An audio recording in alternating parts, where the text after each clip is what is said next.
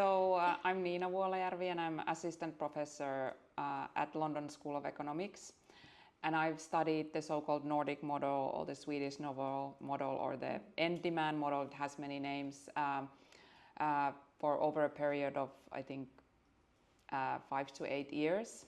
So I did field work in Sweden, Norway and Finland where there is some sort of criminalization of sex buying at place.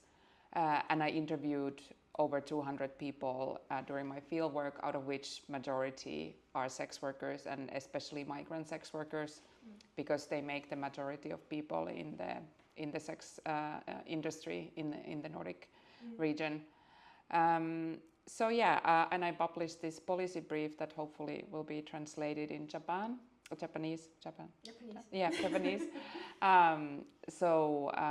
Where the kind of like core findings from that model. So yeah, also talk with kind of the police and social workers and activists in addition to sex workers to get to know like what's actually happening on the field. So I feel like the research is quite comprehensive that I did. Yeah.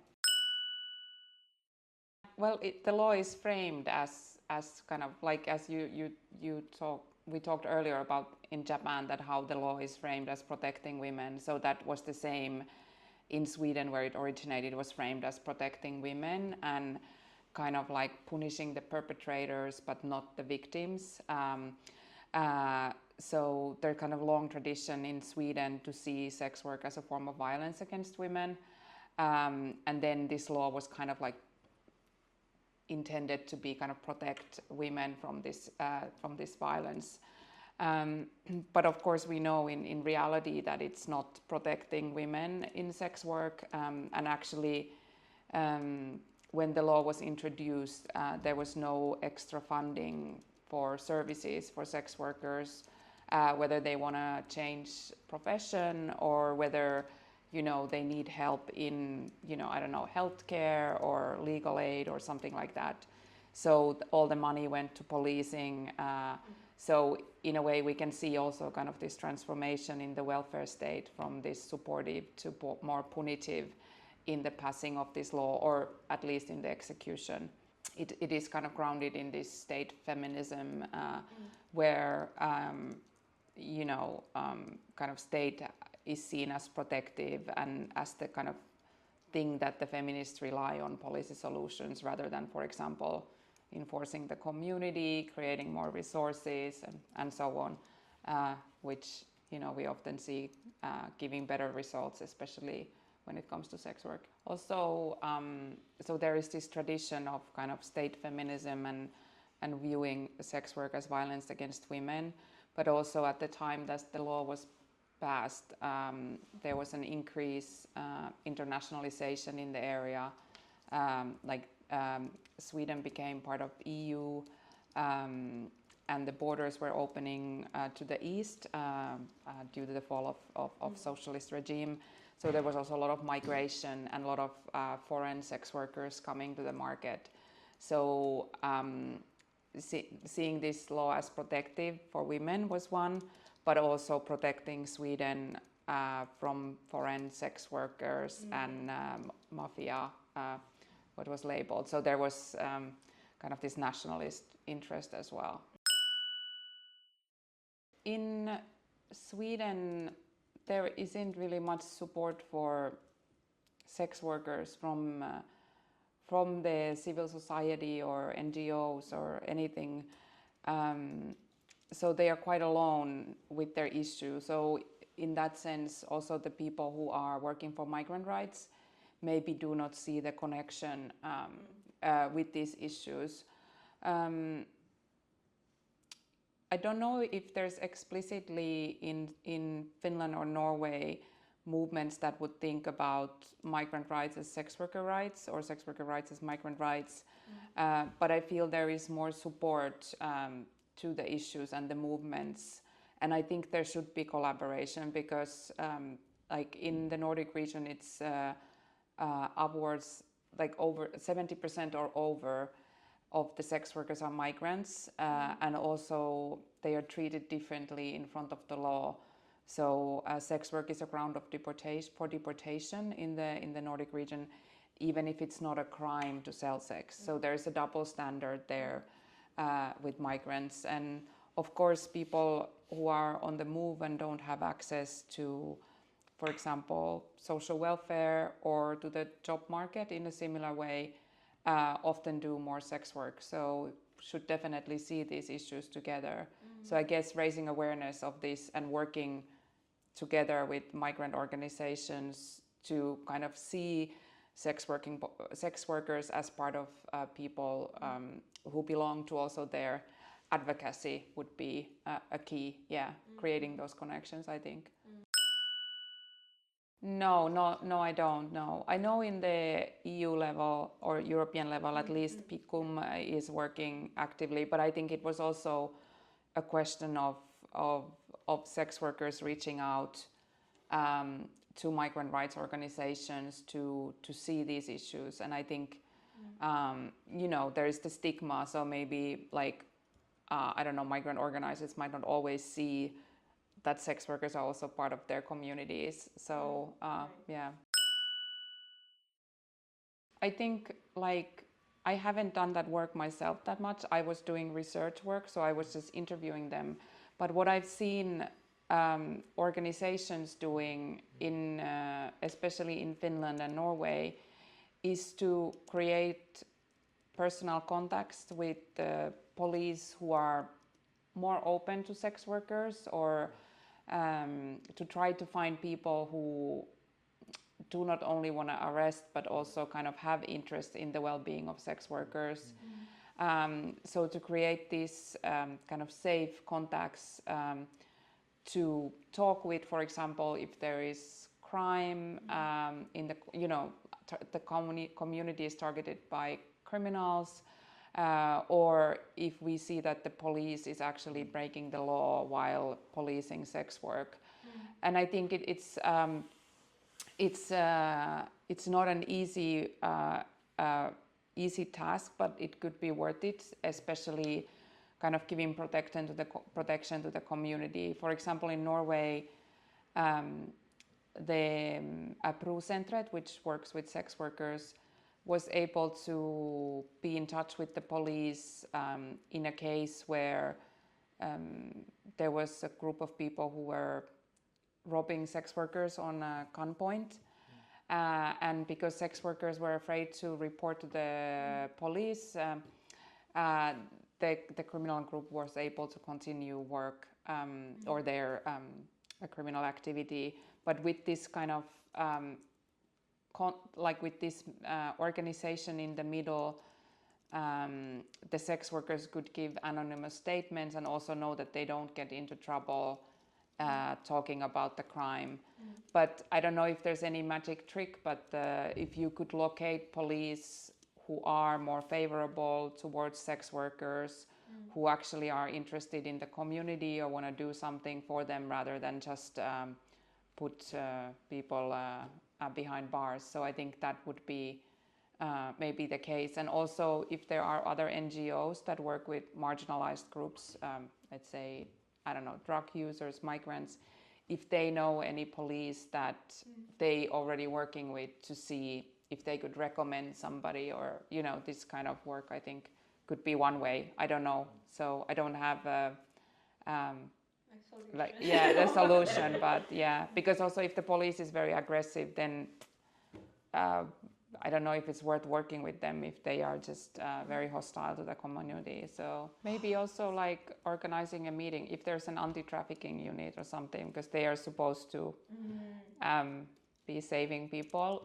So to have a meeting to kind of try to communicate just a meeting to communicate the needs of sex workers and also the realities, just to kind of start conversation, because I feel the police sometimes doesn't have a very good understanding of the everyday realities.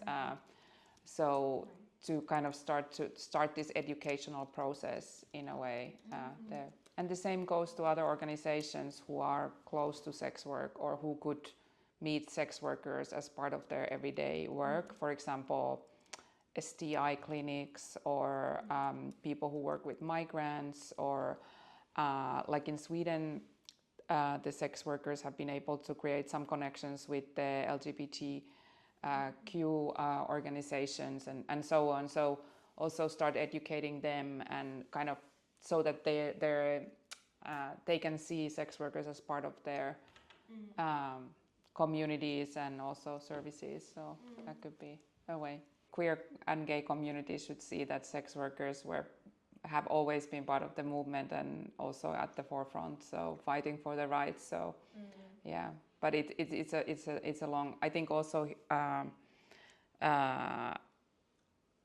like we see kind of splits or like sex workers being excluded also in the Nordic region. But I think there's more awareness of the role of sex workers in the movement. I feel like in Finland, for example, there has been a lot of sex workers in the last maybe 5 years, a lot of sex workers who have come out and talk with their own face about sex work, written books, given a lot of interviews. And I feel it has helped the narrative to change and see sex work more as a more diverse phenomena, like, you know, that it's a work. Some people do very well, some people do less well. There's also exploitation, like in all the industries.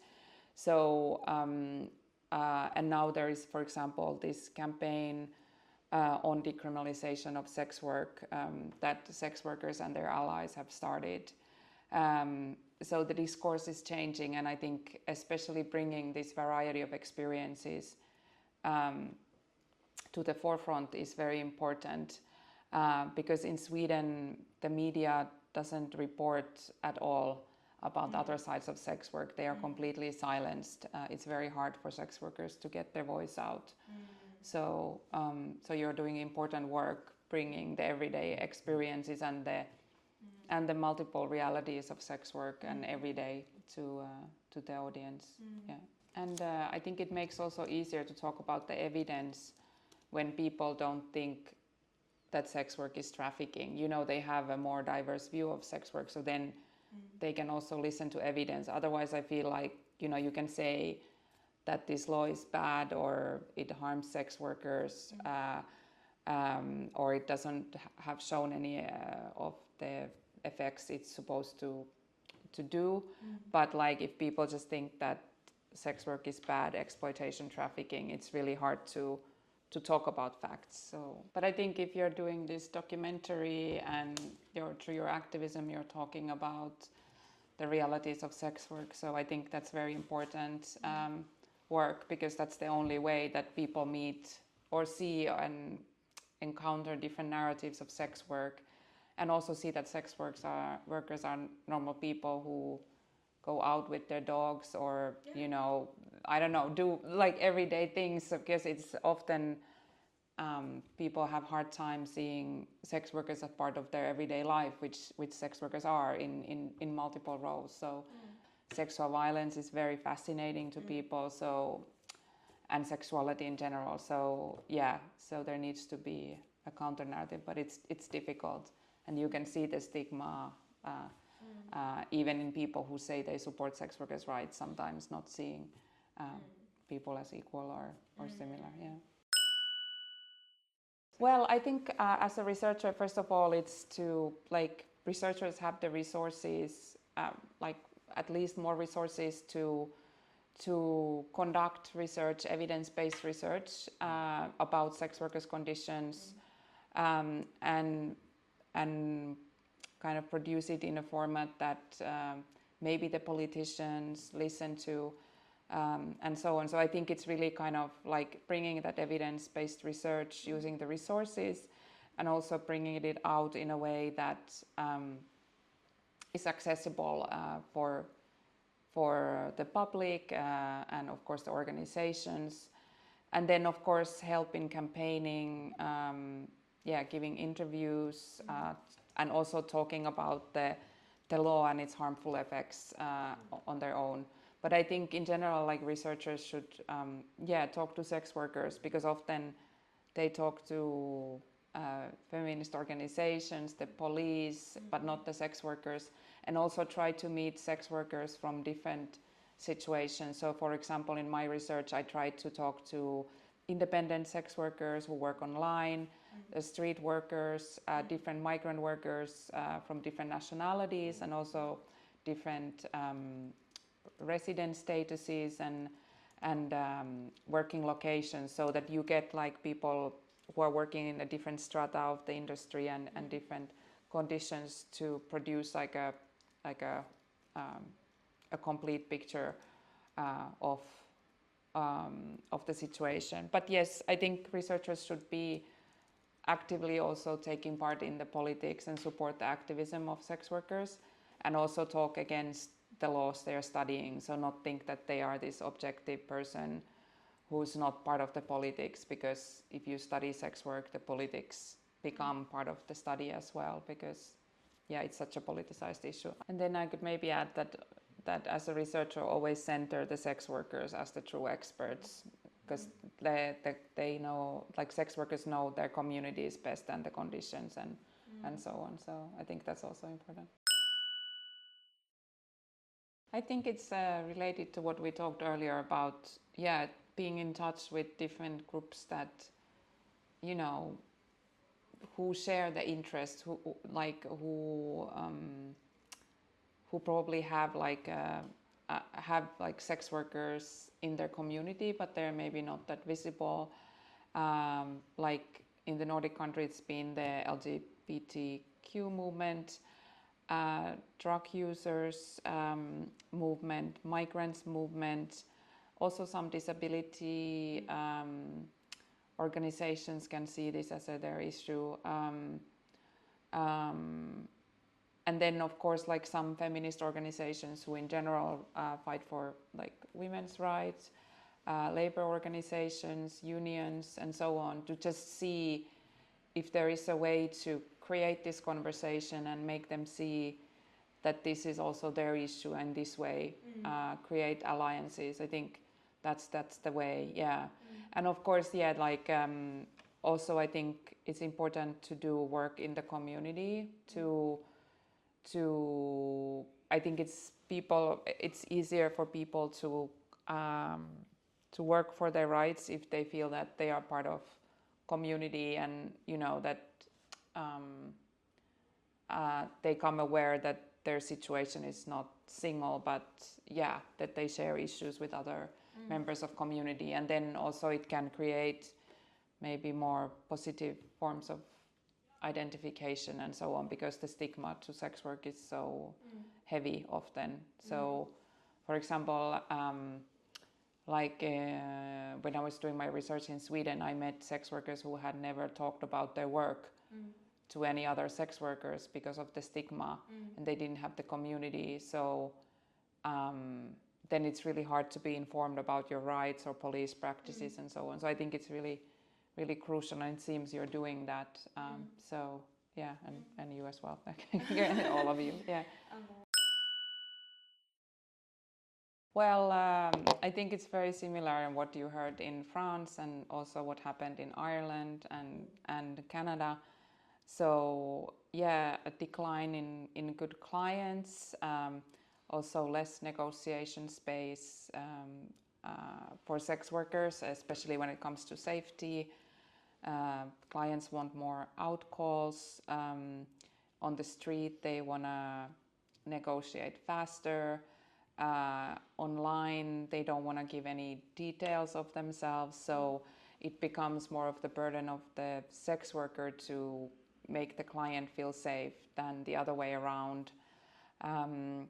Then we also see increase in policing of sex work, not the clients but sex workers themselves, and kind of like enforcing other laws under the smoke screen of policing of clients. So in Sweden and Norway, we see the police doing client searches, but then while they do them, they enforce the pimping law, which leads to evictions of sex workers, even if they are renting regularly, because the pimping law is very, very strict.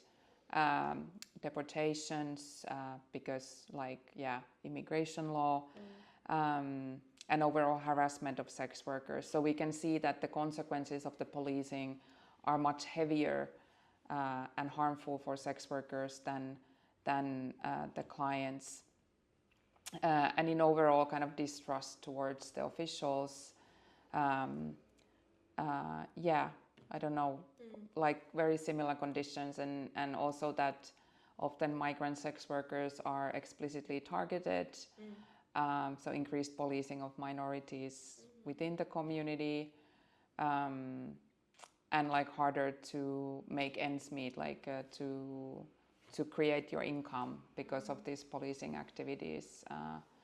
So yeah, I think that would be kind of in a nutshell. And there's none of the protective emphasis. There's no more services. In Sweden, on the contrary, it has kind of led to these counseling services that try to get people to exit sex work rather than, for example, providing harm reduction or like STI testing, legal services, and these kind of things.